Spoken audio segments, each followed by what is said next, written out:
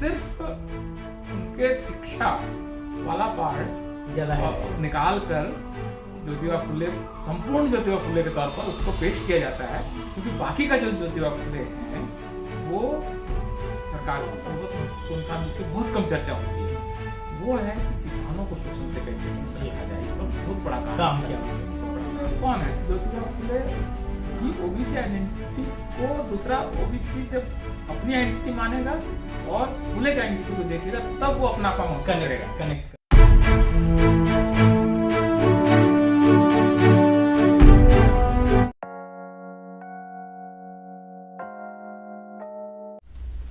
जय भीम। जब भी 14 अप्रैल आता है तो आमतौर पे बाबा साहब डॉक्टर अंबेडकर की जयंती की चर्चा होती है। अंबेडकर माह कहते हैं इसको। लेकिन इसी बीच में 11 अप्रैल को ज्योतिबा फुले की जयंती भी आती है।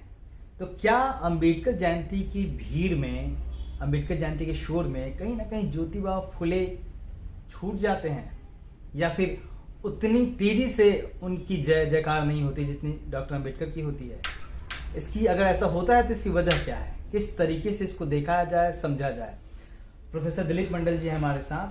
सर, मुद्दा हमने रखा कि हाँ क्या बात है, आपको मैं समझ गया। इसमें देखिए, इसमें एक मैं सबसे पहले तो क्वालिफायर ये भी देना चाहूँगा कि ज्योतिबा फुले पिछले 15-20 सालों में, बल्कि लगभग 30 साल उत्तर भारत में इनकी अब चर्चा काफ़ी होने लगी है। ये कम थी, वैसे तो बाबा साहब की भी चर्चा 1990 से पहले बहुत कम, हाँ उससे पहले काफी कम थी, लेकिन अब ज्योतिबा फुले के काम को लोग जानने लगे। एटलीस्ट वो एक पर्सनालिटी के तौर पर उत्तर भारत में भी स्थापित हो चुके हैं, और सरकार भी उनकी जयंती को लेकर काफी कुछ कर रही होती है। तो ऐसा नहीं है कि एक व्यक्ति के तौर पर ज्योतिबा फुले अब अनजाने हैं। लेकिन हाँ, ज्योतिबा फुले के विचार क्या हैं, उनके काम क्या हैं और उनके काम में यूनिकनेस क्या है, इसमें से सिर्फ उनके शिक्षा वाला पार्ट निकाल कर ज्योतिबा फुले, संपूर्ण ज्योतिबा फुले के तौर पर उसको पेश किया जाता है, क्योंकि बाकी का जो ज्योतिबा फुले हैं वो सरकार को सूट नहीं करता। अधूरे ज्योतिबा फुले बनाए जाते हैं। हाँ, उसका वो वाला हिस्सा निकाल लिया है जितना सा उनको सूट करता है, कि शिक्षा के लिए बहुत काम किया, सामाजिक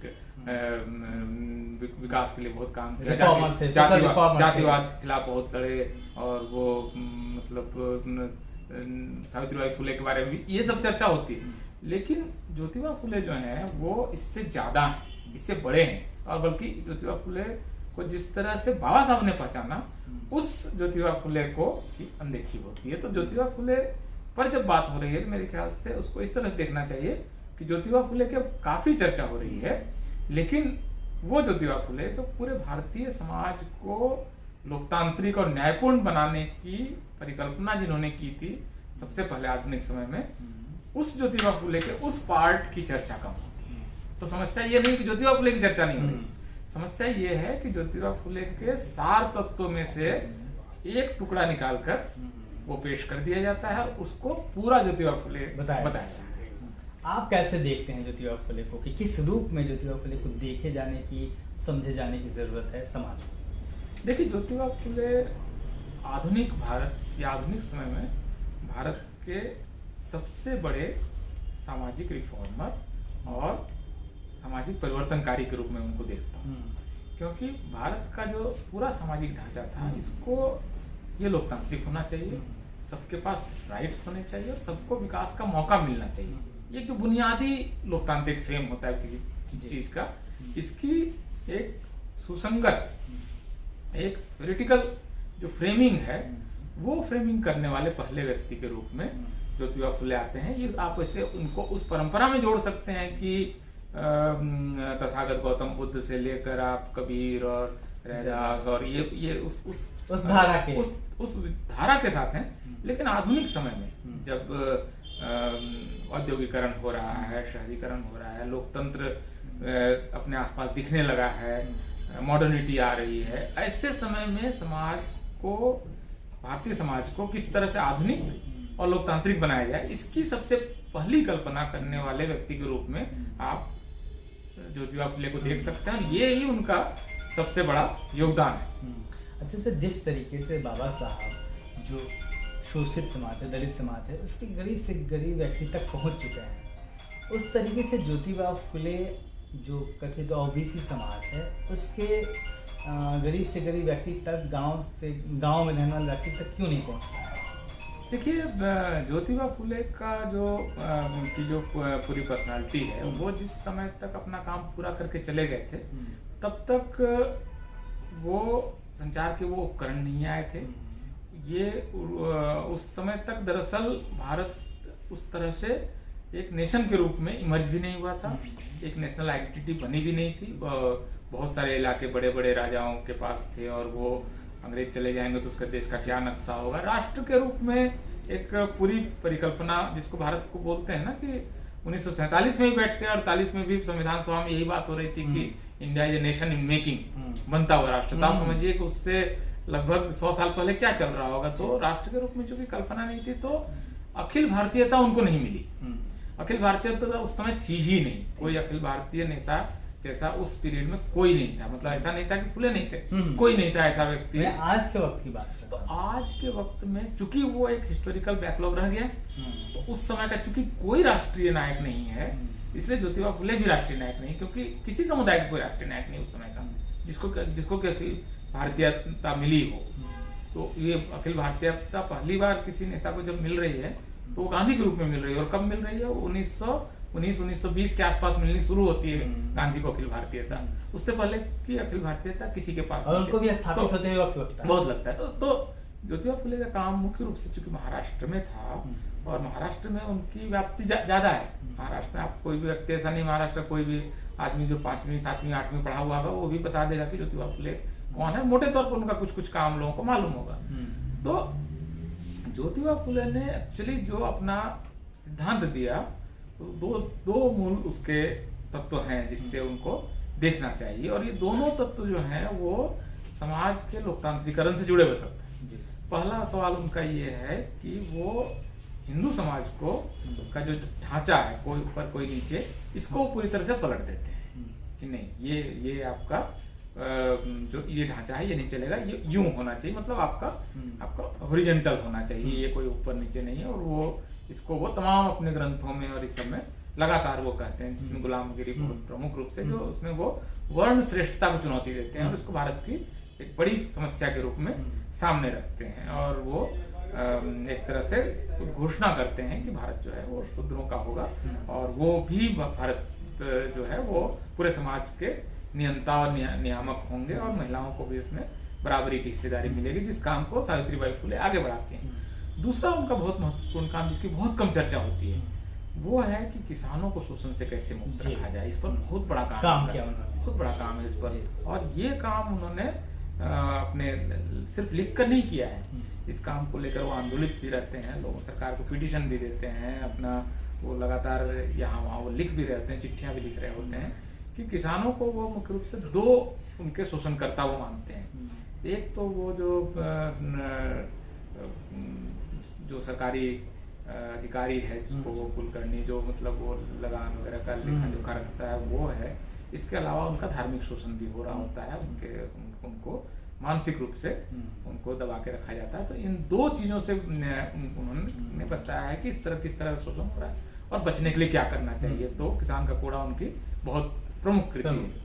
तीसरा उनका बहुत महत्वपूर्ण काम है कि जब वो भारत में शिक्षा का क्या ढांचा हो, इसको लेकर जब अंग्रेज सरकार विचार करती है, तो हंटर कमीशन के सामने ये पेश होते हैं, और वहां पर वो ये कहते हैं कि जो शिक्षा है वो समाज के तमाम वर्गों तक आनी चाहिए।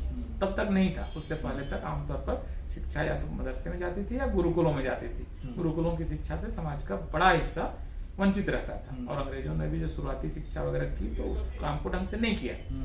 तो ये तीन महत्वपूर्ण काम है, जिसकी वजह से उनको काफी लोग राष्ट्रपिता कहते हैं, और आम राय से लगभग राष्ट्र निर्माता के तौर पर अब तो बीजेपी भी मानने लगी है, प्रधानमंत्री खुद भी मानने लगे हैं कि वो उनका काम कितना महत्वपूर्ण है। उनको लेकर डाक टिकट बनाए गए, अब तो सिलेबस में भी है राष्ट्रीय स्तर पर, और उनको लेकर अब सावित्रीबाई फुले के नाम पर अब यूनिवर्सिटीज हैं, चीजें। वो फुले दंपत्ति का किया हुआ काम अब एक तरह से रिकॉग्नाइज होने वाला है। सर, आखिरी सवाल, जैसे अभी भी उसका जवाब हम नहीं ढूंढ पाए हैं कि जैसे बाबा साहब गांव-गांव में एक-एक व्यक्ति के नायक बन गए, ज्योतिबा फुले अभी उस स्तर पे क्यों नहीं पहुंच पाए? मतलब इंटेलेक्चुअल लेवल पे तो डिस्कशन होता है, तो क्या जो उनका समाज है उसके बीच में उनको लेके चर्चा नहीं होती? क्या होने की ज़रूरत है? देखिए, एक तो इसमें सबसे बड़ा सवाल जो इसमें मामला है क्यों नहीं हुआ, अगर एकदम स्पेसिफिक आप पिन पॉइंटेड इस क्वेश्चन का जवाब ढूंढने जाएंगे तो इसकी सबसे बड़ी वजह है ये है कि ओबीसी आइडेंटिटी जो है ये कब की है और शेड्यूल कास्ट की आइडेंटिटी है वो कब की है। तो शेड्यूल कास्ट की आइडेंटिटी है जो अंग्रेजों से के शासन में भी काफी पहले से ऑलरेडी चल रही थी। ये 1930s वगैरह में शेड्यूल कास्ट आइडेंटिटी फिक्स हो चुकी थी कि ये हम शेड्यूल कास्ट हैं, हमको अधिकार चाहिए, हम अलग हैं, हमको सेपरेट इलेक्टोरेट चाहिए, हमारे साथ अन्याय होता है, हमको ये नहीं मिलता, वो नहीं मिलता, ये आइडेंटिटी बन चुकी थी। ओबीसी आइडेंटिटी भारत के स्तर पर कब जाके बनती है? 1990 में जब मंडल कमीशन बनता है, तब ओबीसी के ज्यादातर लोग पता चलता है पहली बार कि हम ओबीसी हैं। तो जो आइडेंटिटी नहीं थी, तो वो अपने नायक को कैसे ढूंढे? जो सबके नायक उनके नायक, तो भाई जो उनके जो देश के नायक उनके नायक। ज्योतिबा फुले कौन है? ज्योतिबा फुले की ओबीसी आइडेंटिटी को दूसरा ओबीसी जब अपनी आइडेंटिटी मानेगा और फुले का आइडेंटिटी को देखेगा तब वो अपना महसूस करेगा, कनेक्ट करता। तो ये कनेक्शन लेट शुरू हुआ है। ओके, ये बहुत लेट से शुरू हुआ है क्योंकि तो इसलिए इस काम को अब नीचे तक पहुंचने में थोड़ा सा समय लगेगा, ट्रिकल डाउन होने में समय लगेगा, लेकिन बहुत तेज रफ्तार है इसकी। और ज्योतिबा फुले अब इस समय कोई भी अम्बेडकराइट फंक्शन भी हो रहा है। और खास करके देखिए कि दूसरी बहुत महत्वपूर्ण बात यह है कि ज्योतिबा फुले को स्थापित करने में बाबा साहब और कांशीराम साहब का निर्णायक योगदान है। बाबा साहब ने अपने जो 3 गुरुओं की पहचान की उसमें एक गुरु के तौर पर उन्होंने ज्योतिबा फुले को चिन्हित किया है। उनके समाज ने और उन्होंने मतलब उस दौर का सबसे श्रेष्ठ शूद्र के रूप में ज्योतिबा फुले को उन्होंने चिन्हित किया है। तथागत गौतम बुद्ध और कबीर के बाद अपने तीसरे गुरु के रूप में ये बहुत बड़ी रविदास और ये जो जिनको वो मतलब श्रेष्ठ मानते हैं उसमें उन्होंने उनको इंक्लूड किया हुआ है। शूद्राज में लगातार उनकी आप देखेंगे की चर्चा है। तो बाबा साहब ने किया, उसके बाद नॉर्थ इंडिया लेकर आए ज्योतिबा फुले को कांशीराम साहब, क्योंकि उनको शेड्यूल कास्ट ओबीसी के बीच में ब्रॉड यूनिटी बनाकर बहुजन बनाना था। तो बहुजन बनाने के लिए आप भारत की 52% आबादी को तो साथ लाएंगे तभी बहुजन बनेगा। तो ये चूंकि उनका प्रोजेक्ट था तो इन्होंने ज्योतिबा फुले को, साहू महाराज को, इन सबको वो नॉर्थ लेकर आए, नारायण गुरु को। ये सारे ओबीसीज हैं, ये सारे आइकन्स जो हैं ओबीसी आइकन्स को वो लेकर आए और ओबीसी के साथ उन्होंने एक यूनिटी बनाई और बहुत चमत्कारिक असर दिखाया। आज वो आंदोलन कहाँ है, इसकी आप राजनीतिक रूप से कहाँ, इसको छोड़ दीजिए, लेकिन सामाजिक रूप से इसका असर अभी भी बहुत है और लोगों ने वो लगातार मजबूत हो रहा है। निश्चित रूप से उसका असर है। अगर पूरे समाज की प्रक्रिया के तौर पे देखें तो उसका निश्चित रूप से बहुत असर है। सर बहुत बहुत धन्यवाद आपका, क्लियर किया आपने। तो निश्चित तौर पे बाबा साहब अम्बेडकर और ज्योतिबा फुले दोनों एक बड़े नायक हैं जिनको साथ में देखने की ज़रूरत है और दोनों की अपनी अपनी भूमिका रही है अपने अपने वक्त में। और अम्बेडकर जयंती भी है, ज्योतिबा फुले जी की भी जयंती है, तो दोनों जयंतियों की हम दोनों की तरफ से आप लोगों को बहुत बहुत बधाई। बहुत बहुत बधाई। देखते रहिए द न्यूज़ तक।